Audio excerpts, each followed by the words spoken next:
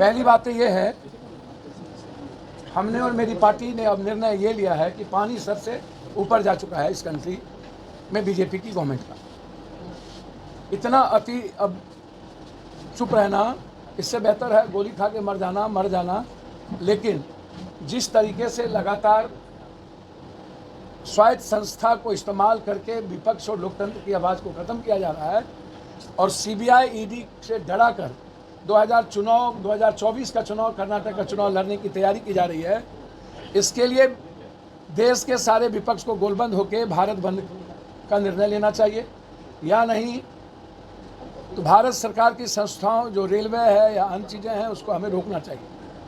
क्योंकि अब सर से बाहर, अब लगातार आप कांग्रेस पर हमला करते करते ममता दीदी पर, आप स्टालिन पर, उसके बाद आप तेलंगाना के मुख्यमंत्री पर, आप उद्धव ठाकरे जी पर, आप बिहार सरकार के राजद परिवार पर आप लगातार जिस तरीके से ह्यूमिलेशन कर रहे हैं, जिस तरीके से आप डरा रहे हैं लगातार। अब अरविंद केजरीवाल जी पर, पहले आपने दो मंत्री, अब अरविंद केजरीवाल जी को आप चैट दिखाते हैं, उसको आपने सीबीआई कल बुला ली है। अब मुझे लगता है कि अरविंद केजरीवाल जी क्या वैस नहीं है? यदि जैन वैस है, ओबीसी है, और यदि वो क्रिकेट वाला कौन जो भाग गया सट्टा बाजार, ललित मोदी यदि वैस है, तो अरविंद केजरीवाल जी भी ओबीसी है, वो भी वैस है। तो नरेंद्र मोदी जी को, अमित शाह जी को वैस पद क्यों नहीं रहा है? अरविंद केजरीवाल ने घोटाला किया या नहीं किया, उनके मंत्री जेल गए। अरविंद केजरीवाल काम तो ठीक ठाक कर ही रहे हैं। और अब सबसे बड़ी बात है कि आज़ाद हिंदुस्तान के बाद दिल्ली का 7 लोकसभा जिस दल के साथ रहता है, देश का पीएम वही बनता है। अब इसकी छटपटाहट यह है कि अरविंद केजरीवाल, राहुल गांधी एक हो गए तो एक भी सीट हम नहीं जीतेंगे। तो पहले अरविंद केजरीवाल को बड़ी फंसा लो। हम और हमारी पार्टी अरविंद केजरीवाल को राहुल गांधी जी के बाद, और राहुल गांधी जी के घर को जिस तरीके से इन्होंने खाली करवाने का प्रयास किया है, यह अनडेमोक्रेटिक है। यह डेमोक्रेसी इसकी इजाज़त नहीं देती है। इस तरीके से कोई भी संघीय व्यवस्था में संस्थाओं का, लोकसभा का इस्तेमाल का, चेयर की कुर्सी स्पीकर ने गलत इस्तेमाल किया है। आज तक किस ग्राउंड पर बीजेपी के सारे नेता सुरक्षा के आधार पर आपने कोठी दी हुई है, और आप विपक्ष को 2 साल का जबरदस्ती सजा करवा दिया, और उसके बाद अब लगातार विपक्ष को समाप्त करने की 2024 के बाद तैयारी। इसीलिए हमारी पार्टी ने यह निर्णय लिया है 3 इशू पर। पहला इशू यही थी।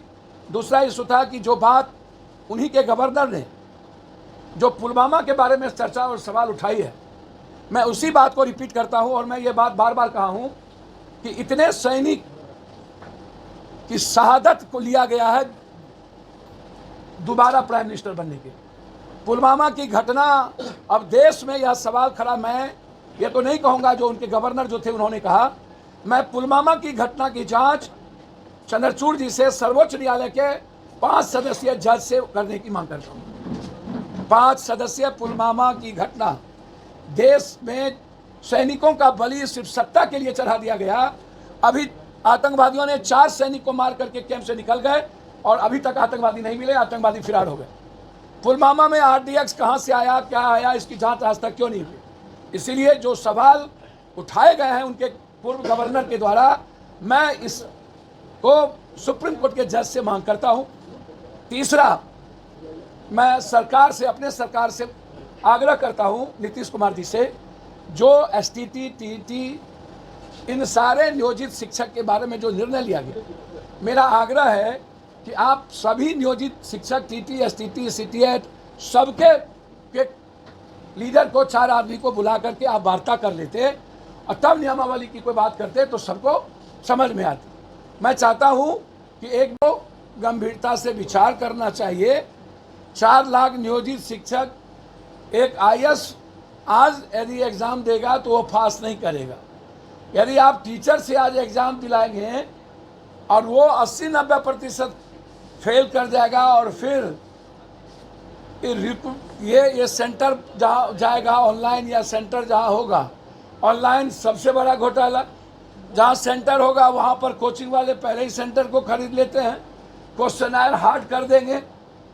और जो बात आती है कि स्कूल के शिक्षक नहीं पढ़ाते हैं, फेल कर जाएगा तो पूरी दुनिया हंसेगी, और कोई गरीब आदमी के बच्चे भी नहीं पढ़ने जाएंगे कि तो फेल कर गया, इससे मैं क्यों पढ़ूं।